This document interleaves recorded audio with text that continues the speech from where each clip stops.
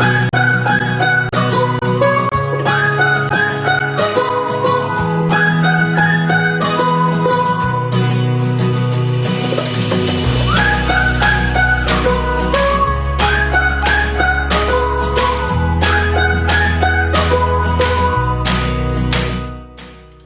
guys, Cameron from AltRockLive, and we're here with Carrabba from Twin Forks. That's me. Man, so tell me about your band. Actually, I just want to know about the name a little bit. I heard that it was Twin Falls at first, and then Twin Forks. I mean, what was that like? First it was Twin Forks, then it was Twin Falls, then it was Twin Forks. Okay.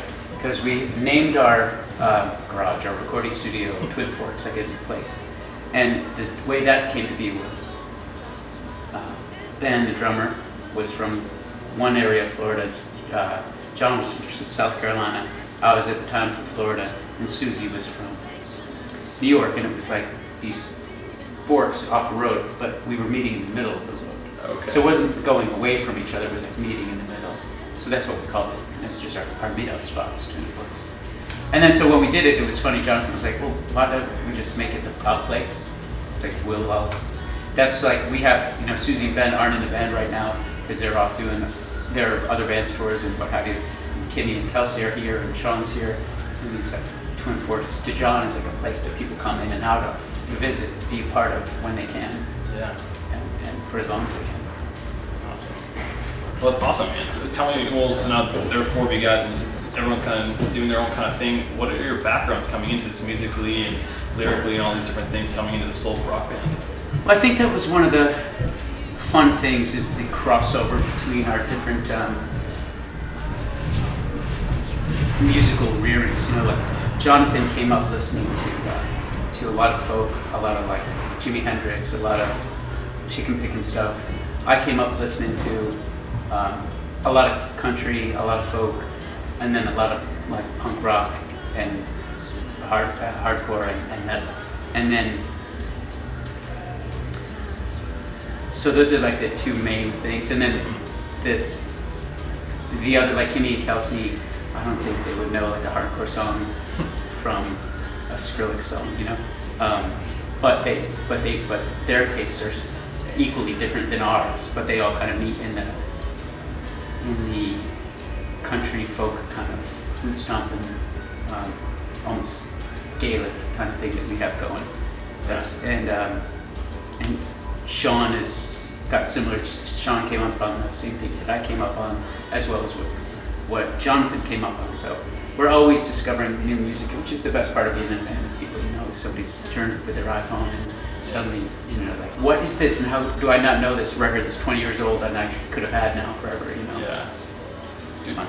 That's awesome, man. It seems like how would you kind of describe the difference between like when you're with Dashboard, when you're doing solo now? The Twin Forks, would you say it seems like you're having a lot of fun? Would you say it's more fun? What's that well, like? Something about Dashboard was that it was always really fun, but it was, I think, thought to be dour unless you had been at the shows. Mm-hmm. Some of the songs certainly were sad, some of them were really happy, but I think people that didn't come to the shows just assumed they weren't a happy experience. Because it was so deep. Yeah. But they really were. It really was effusive, and I really wanted the music to dictate that, so there was no question about it. Yeah. So that's kind of where that was one of my main goals with songwriting, and with assembling my bandmates. I really wanted them to be people that were fun-loving, that were serious about music, but serious about having fun with music. And I found that, especially with the band growing, so that now when Ben and Susie are back, it's like Ben and Susie and Kimmy and Kelsey and Sean and me and Jonathan. It's just like we can't even fit together on the stage, and it's we barely contain ourselves. What's inside of us, let alone what's beside us. So yeah, it's really incredibly fun. That's awesome, man. Well, what was the songwriting process like for you guys? How much of it was each member of the band? Did you do most of that, or what was that like? I think so. What the general way it would work. Now they did offer a lot in terms of songwriting. There were songs that were brought in by Jonathan, or song ideas, like a song like this that Ben might say. But generally, what would happen is I'd write a song, and I'd write it, with them being in the very next room, and just pop their heads out, give me a nod, that's now that's a song. Yeah. Okay, so now I'm digging it, and then I'd record it with just a vocal and a guitar, and then we'd kind of hop in the car and listen to it. It's really just very fresh. We listen to it maybe 4 times, and come back to our spot, our garage, and just record it. So in your songwriting, what are some hard times or some really happy times that have influenced a lot of your writing? Like, do you write from personal experience? Are you trying to create a world through Twin Forks, or what does that look like for us? I am trying to create a world through Twin Forks, and I am trying to tell some kind of overarching story. But it's not so, it might be autobiographical, but I'm not certain it is. I've always had a little bit of trouble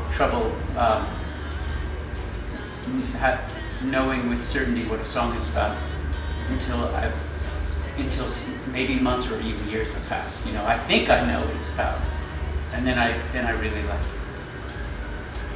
You're thinking about other things when you're writing a song. It's not the same as like what I assume like writing in a journal is, where you're really just trying to get down to the root of what is making you feel a certain way, and all I want to do is verbalize the feeling. Yeah. So it's only in singing it 1,000th time or something that I'm like, oh, eureka! It's kind of I know what that's about. It's kind of like having a record of like composing your subconscious or something like that. Wow, that's actually pretty well said. Yeah. Yeah, that's pretty cool, man. That's awesome. I definitely like your stuff. Is just really fun. I love listening to it. Definitely, folk music is definitely becoming a really popular thing right now, and it seems like that's where your niche is, man. It seems like what you love to do. It is what I love to do, and I didn't want to do it for a long time. I fought it because I didn't think like that. I think there was a lot of early Dashboard that was, to me, is folk music, but somebody called it anti-folk music at one time. Anti-folk? Yeah, just because of how much screaming and bashing was kind of coming out of my right hand and my voice and left. And that was by design. There was that was the influence of the hardcore music, the hardcore scene I'd come out of, and I felt I could do that justice more so than I could do folk music justice. So I finally found Jonathan. We'll sit on the back porch and we'll play songs. We call it a guitar folk, and everybody takes a turn. Everybody sings along, plays along, but you get to pick and you get to start the song. And every time it's my turn, I play a Steve Earle song or a Paul Simon song or something like that. Jonathan says to me, so when he said, why are you afraid to write what you love? I took that as a real challenge, because I'd always thought of myself as sort of an uncompromising songwriter. But I realized I had walled off this whole bit of music that was a huge influence to me because I didn't think I could do that genre justice, because I didn't think I was good enough. And then I realized I don't have to be as good as I am and a little bit better than that. Just keep trying harder. Well, just so you know, man, like you were good enough, man. You were great. Like what you produced through this has been awesome. We all love it. Well, I'm really grateful that he put that challenge to me though, because it was in my head. I'm not sure it was in reality. I guess not. Now that I have the end result, I realize I am good enough to do this. I did spend years learning how to play the pick. I did spend years with those kinds of melodic structures and the parameters of that song structure that are so specific to that kind of folk music, which is, I've been in Further, which was really math rock. You could turn it on a dime. Dashboard, which was explosive to the degree that the structure had less importance than the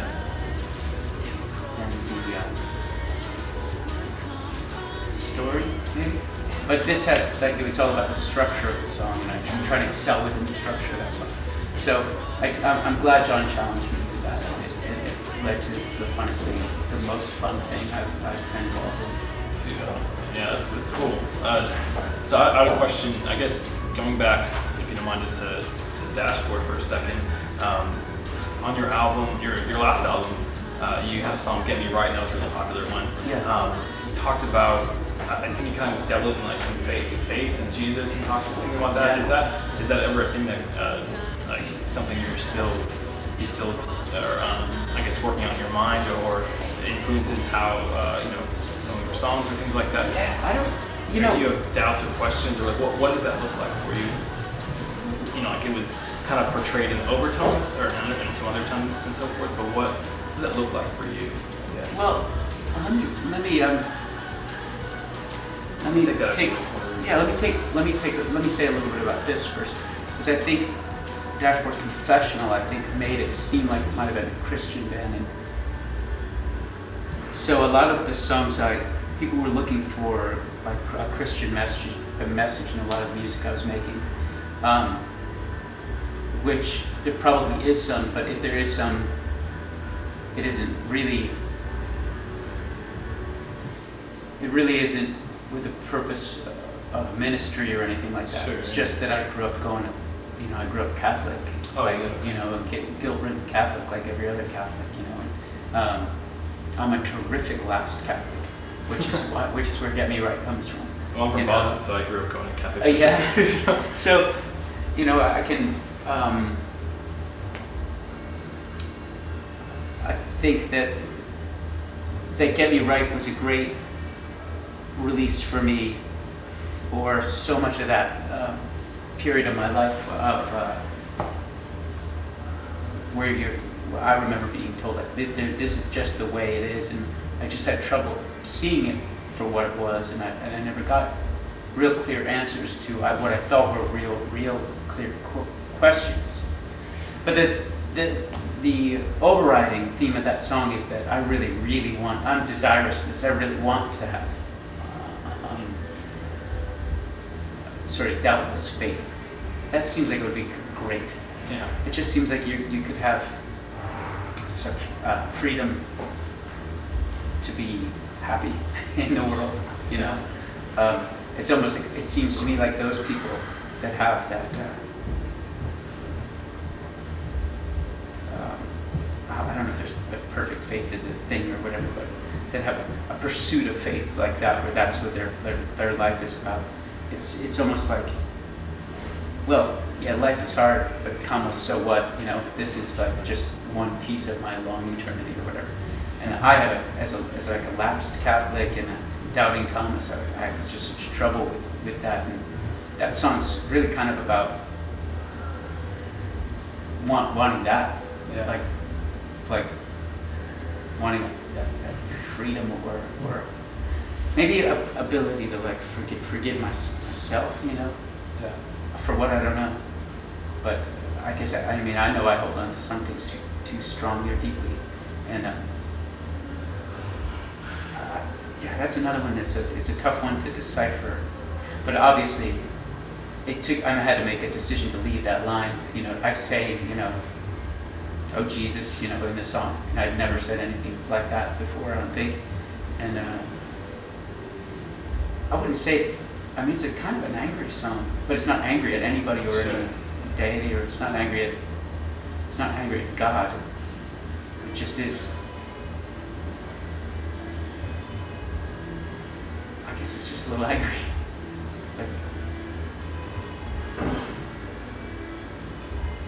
But it's almost the polar opposite of what we do with Twin Force. And I'm glad that I have statements than you ask questions. Do you think in Twin Force? Yeah. I just mean it. I mean, like in an emotional overtone. Sure. With statements, I don't know. It's too early for me to be able to.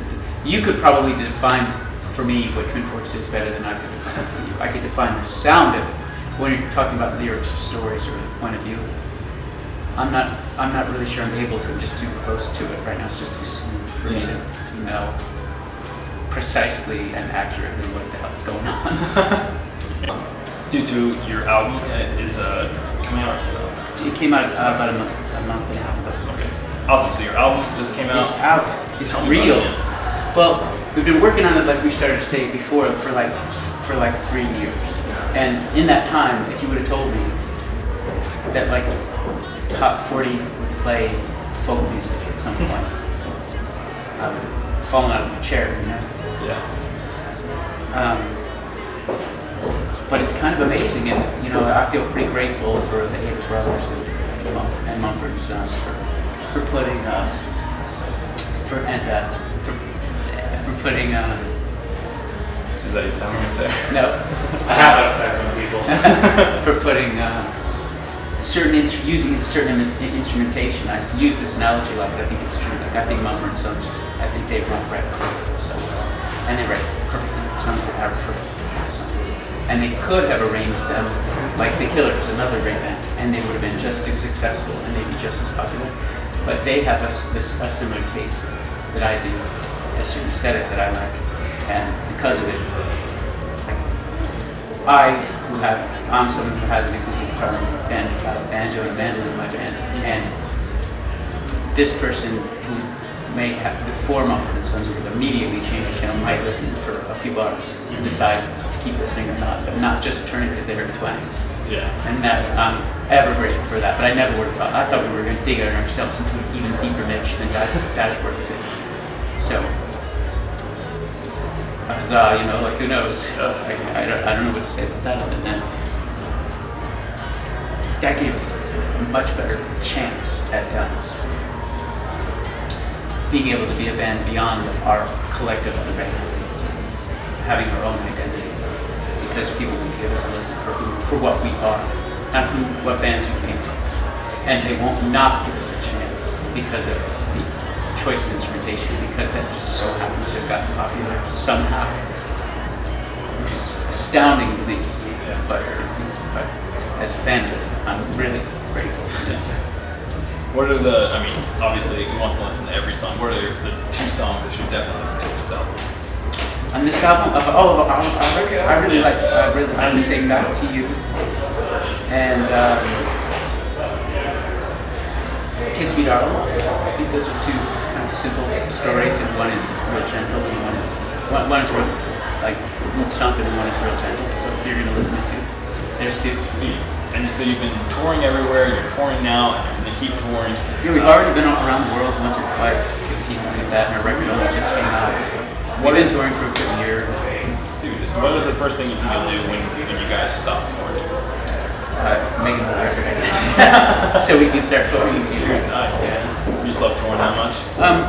At some point I just realized that's just who I am. You know, I hate that it boils down to that. I'm very comfortable living on the road. I'm very comfortable, and I feel most myself when I get to play music. And I got lucky enough that that's my job. Yeah. So I don't know what else I would do other than just get back out on the road. Dude, awesome, man. Well, Twin Forks, definitely check out their album. Catch them on tour because they're going to be touring for the rest of their lives. So, I'm Cameron Bartlett from AltRockLive, here with Chris Carrabba. Thank you. I can tell you for myself. Why don't you stay for a while? It's been too long since I've smiled. There's too few people I trust.